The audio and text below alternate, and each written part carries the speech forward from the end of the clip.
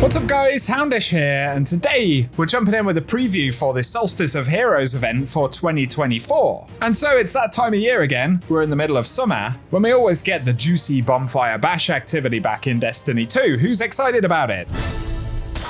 Okay, don't all go at once. I know, it's Solstice of Heroes. Not much has probably changed over previous events that we've seen, although there are a couple of updates this year. So in this video, we're primarily going to take a look at some of the new rewards. There will be a new weapon for the event this time around, as well as updates to the existing Solstice stuff, so we'll talk about that, as well as the introduction of a Solstice memento, the new armor, which we've seen previously via concept art, and as always, there are plenty of cosmetic items that'll be available too, and there'll naturally be a combination of silver exclusive purchases, the event card and upgrades, as well as a few things that we'll get access to for Bright Dust as well. So we're going to round it up in the video, guys. As always, I hope you enjoy the video and find it useful. If you do, a rating below really helps us out, but now let's get into it. And so Solstice of Heroes will begin on the 6th of August, which is pretty much 1 week after the Act 2 content dries up or finishes dropping. So in a lot of ways, Solstice of Heroes will be one of the main pieces of content up until when Act 3 drops towards the end of August. Bungie haven't officially announced Solstice for the year. Well, we know it's happening, but they haven't revealed any additional details outside of showing off the armor. So the assumption for the moment is that Bonfire Bash and the normal sort of upgrade and reward grind is what will be featured for the event this year as well. We do, however, know about some new rewards though, and we'll start out with the new weapon. So we don't have a name for it yet, as it's currently hidden in the database, but we do know that it's a lightweight frame void bow. So you can see the model for it on the screen right there. It's got a similar kind of color scheme to the armor that we've seen previewed. And for the main traits that the weapon can roll, in the first slot, it's able to get Archer's Tempo, as well as Repulsor Brace, Successful Warm-Up, Enlightened Action,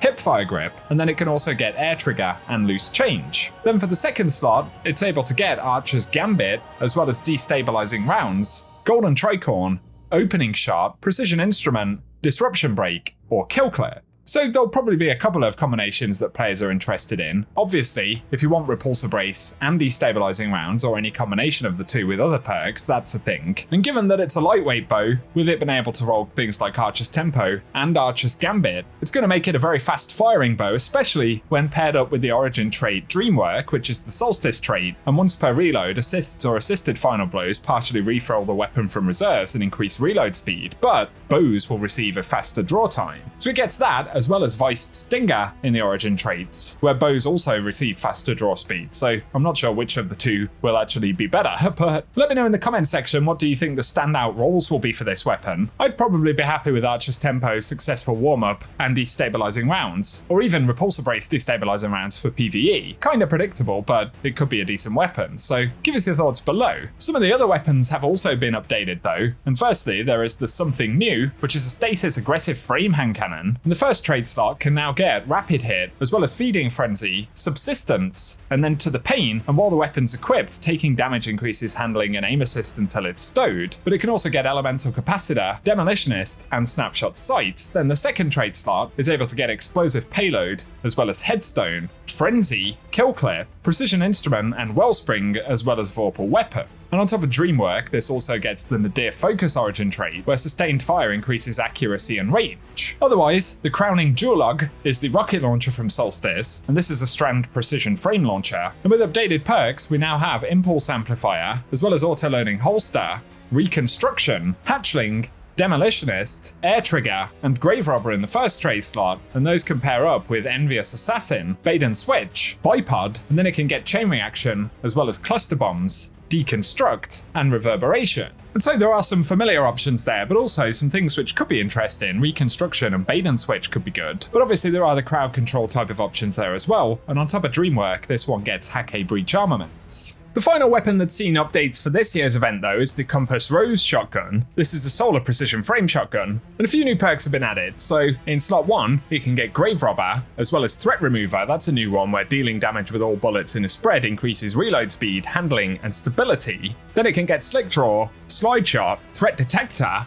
as well as Dual Loader, and To the Pain. Then slot 2 can still get Trench Barrel, Incandescent, as well as 1-2 Punch. Then the Snapshot Sights, Opening Shot, Vorpal Weapon, and Barrel Constrictor. Otherwise, the same sort of top rolls as were available last year are still up for grabs, so let us know if any of those new perks are of interest. Otherwise, other additions for this time around include that we'll get a Solstice memento, possibly one of the upgrade rewards for the vendor, and it looks like the memento will have a variation of the Solstice keepsake shader. And then Bungie have showed off the armor for Solstice this year, which doesn't seem to be creating too much excitement, to be honest. They're quite vanilla armor sets, but have been sort of ornamented with Solstice themes. For me personally, they don't really stand up too well against what we've had in previous years. I think they're relatively lackluster in comparison, but that's just my opinion. Give us your thoughts below. There were also some leaks via Bungie leaks where, as we've seen with other elements this season, players have managed to preview things in game a little bit early. So there are some clips showing off some of the armor pieces, but I think we probably get a better idea from the concept art, to be honest. And the assumption is that those armor pieces will have an upgrade path that ultimately grants the glows and things like that, as we've seen before. So there are all of those. And then we get on to some of the cosmetic items. So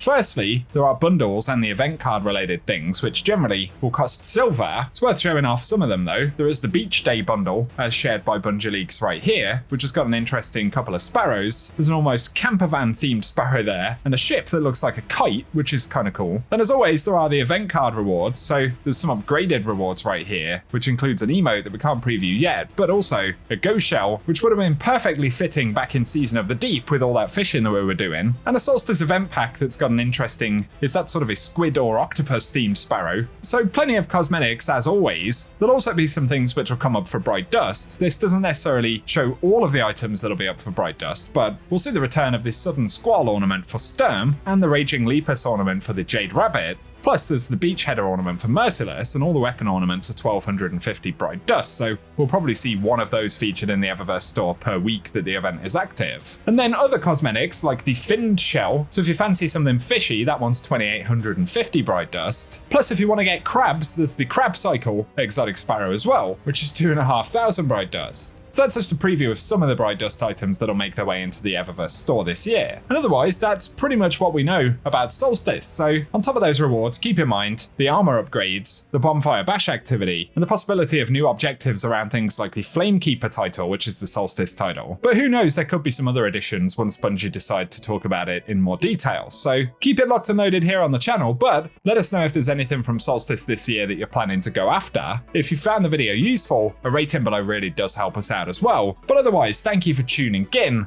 and I will catch you guys very soon.